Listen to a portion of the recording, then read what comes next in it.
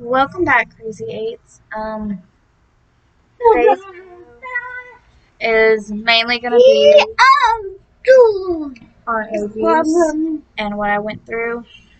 So if you've been abused and you still can't handle listening about it, then this isn't the video for you. I got together with my fixing-to-be ex-husband in 2014. We got married. He started hanging around the wrong crowd, and he got hooked onto meth, and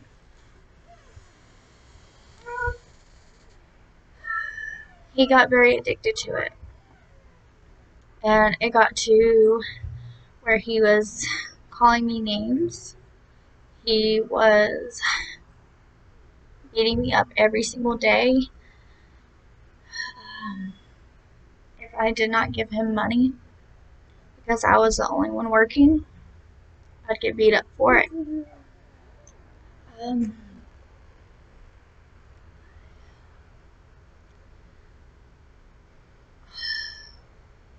Every single one of my pregnancies, I got abused.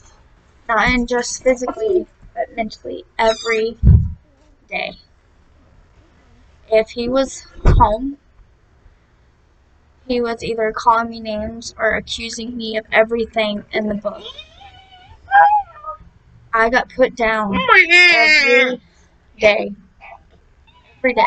I was called worthless. I was called a witch, or a word that rhymes with witch. I was called worthless. I was called trash. I was told I was better off dead. I've gotten my head slammed into walls. I've gotten my head slammed into a dash. He has repeatedly slammed on the brakes and made my head hit the dash so many times where if somebody slams on the brakes now, I'm scared they're going to try to hurt me, and I'm scared they're going to try to ram my head into the dash. I have been shoved into walls. I have been choked out. I have been punched repeatedly into the head where I have passed out. I have asked his family for help over and over and over again, and they have took his side. I have been forced to have all my stuff go through. Every single time I would get a phone, he would repeatedly go through it. And if I was talking to my father or any guy related, or if I just had a guy friend and I said, hey, or I asked my father or something, or anything along that line, he would smash my phone. I can't even tell you how many phones I've had in the past 8 years of my marriage. I have been thrown to the ground. I have been pushed out of a vehicle. I have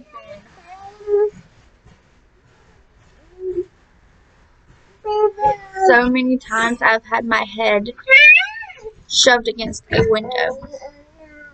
I've had to stand up for my son because he has tried to slap my autistic son. I have fought for my kids since day one. I've had my eye blackened out because he has punched me so many times where I couldn't even see out of my eye. And I was 8 months pregnant with my youngest.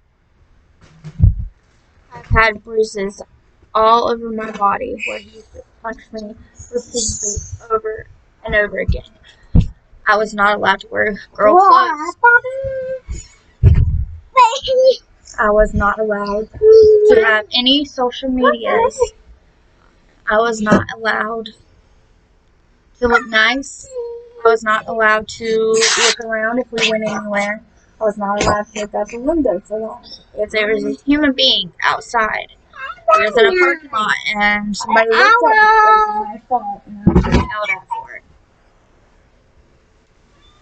If I talked to even one of his guy friends or somebody he hung out with, I'd be accused of doing stuff with them.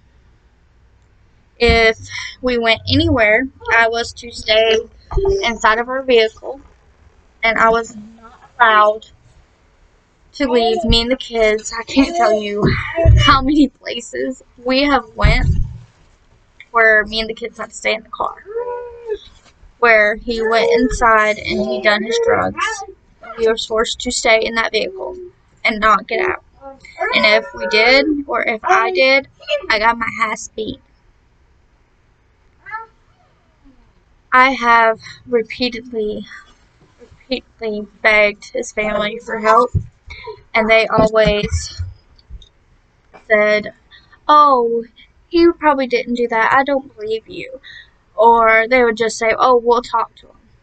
Nothing ever got done with it. I have ran to his father for help with my clothes ripped, because he has ripped my clothes off of me because I wanted to wear a certain shirt. So he decided to try to rip it off me. We have went down the road and him repeatedly hitting me over and over and over again until I couldn't freaking see straight. I have begged and begged people for help. I have tried so hard to give him the benefit of the doubt, because he has said over and over again, "I'm going to get help. I'm going to get help. Please take me back. I'm going to change." And I fell for it over and over again. And through the years, it's gotten worse and worse and worse. To the point where on Christmas Day, he was doing drugs, because we had to stay at a hotel, because when I did have a job, he would steal all my money from my wallet, from my cards, to buy his drugs with. I could not save money for anything to try to get us a place. We ended up staying in an RV, because he did not care about anything besides his drugs.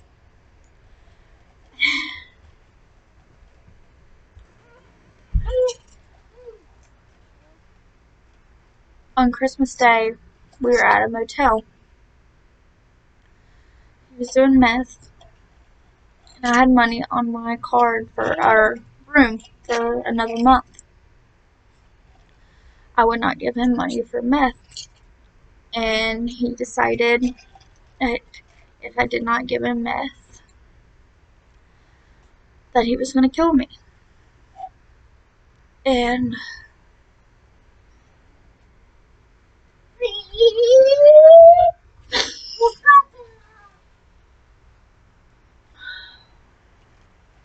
he put a gun to my head and told me if I did not give him the money, that he was going to kill me. So I gave him the money. And the next morning, he said, "My tooth hurts." I said, "Okay, let's go to the hospital and see if they can help you." Granted, I was trying my hardest to get to town where there was cops. I was trying to get to help. And we got the kids in the car. We made it back to Polk County. We got to the dollar store. He decides, "Screw this, I'm going to pull out my own tooth." And he grabbed pliers from the side console, and he jerked out his own tooth. And after he did it, he was screaming and yelling at me and the kids, calling us names, telling us that we're worthless and that we're dumb and a whole bunch of other things. So he starts the car, and I'm like, let's go to the hospital. He decides, oh, I'm going to go to my cousin's house. He goes, I'm dizzy. I can't stand up. I need water. So I go and get water from his cousin. And I told him, you can't drive. Let me drive to get you to a hospital if you can't drive. He says no. We go up the road to a turnaround shop. And I called my mom. And I told him that I was going to call her to see if she could help him to the hospital. While I'm on the phone with him, he's swinging at me, calling me names, trying to get me back into the vehicle. And at this point, I did not want to get back into the vehicle with him because he couldn't drive. So we drove from his cousin's house to the parking, turnaround area. He was driving 80. And he was saying he was dizzy and everything. So I was trying to protect my kids by not getting back in the vehicle. My mother heard him hit me, heard him screaming at me, heard him yelling at me. He ended up picking me up and shoving me into the vehicle. He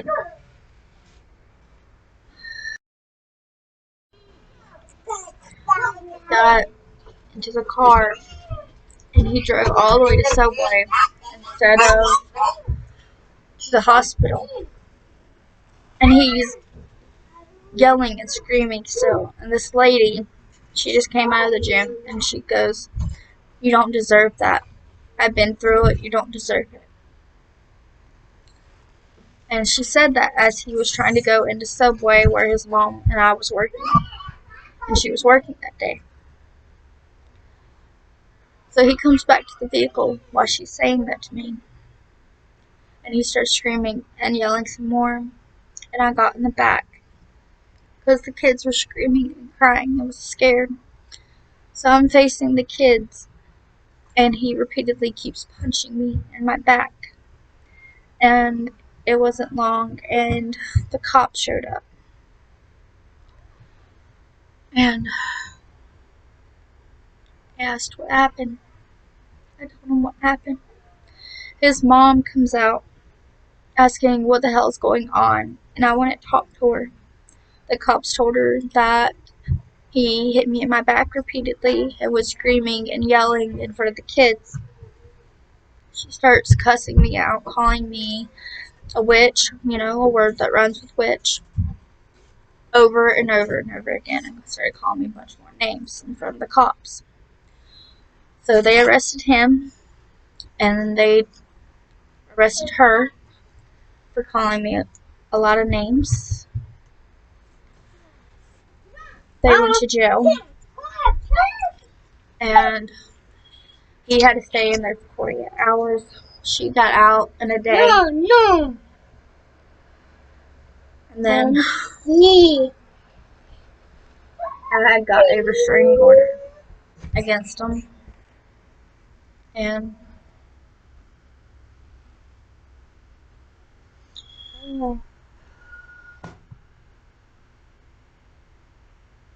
I was staying at a safe house for me and the kids' protection. And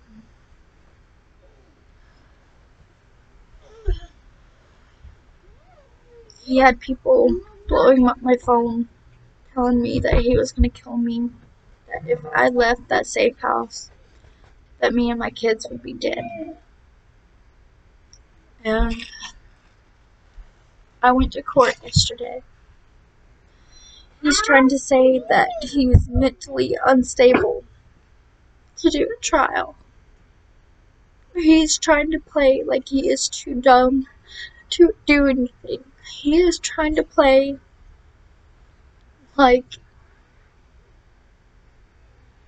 he's just crazy. That's all this was him being crazy. And was I know is a lie, because before he got onto drugs, he was never like this. Never. He was the most loving and caring person. So now they want him to get evaluated to see if he's crazy or not.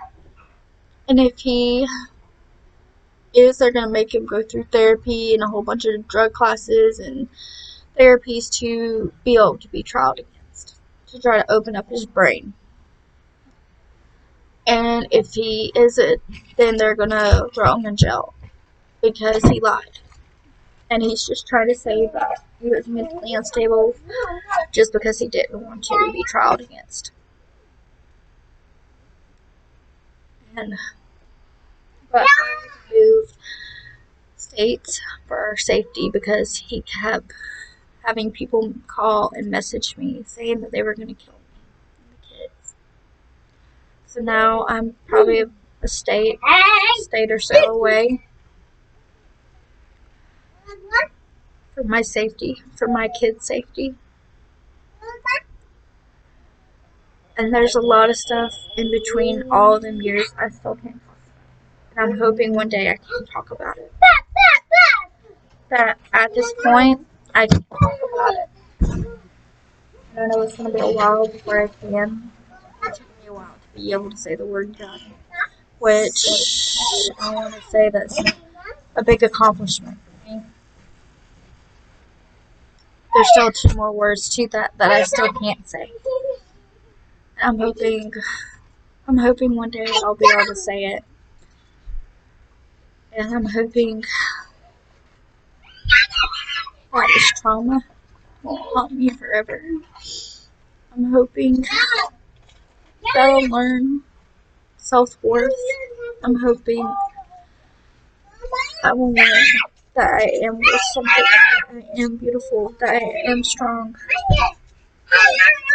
that being abused is not normal, that being abused all your life is not okay. I have went through so much, and forgiving a guy thinking that he's going to change. Be okay, he's going to change this time. He's going to get classes, he's going to get help. Yeah. He's not. I don't think he ever would. I don't think he ever was. I think he was just saying that to make me think, okay, he's going to change this time. I can take him back this time. We can try to be a family again. And the truth is, he used that to my advantage. He did. He knew I had a kind heart. He knew I cared. He knew that I had hope. And I was like the girl that kept being abused for years, just having hope that he would change. He won't. He never will. He's too focused on raising his next high. Other than his kids. He's not worried about his kids. He didn't say one word about his kids. He's not worried about anything but himself.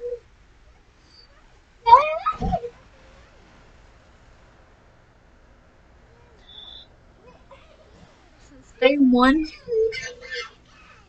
he's not helped me with the kids. I've done everything. I've even worked for the past probably 2 years where he did nothing. He did nothing besides run around and do what he wanted to do. And he doesn't understand how much stress, how much bullcrap he put me through. And I don't think I'll ever get to where I was before. This trauma has changed me. Has changed me into a woman that is stronger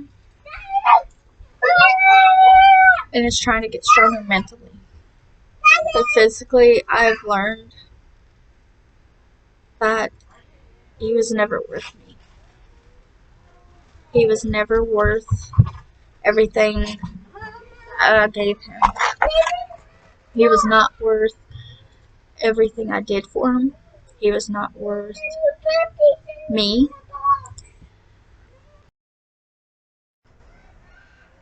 But maybe it'll be for the best.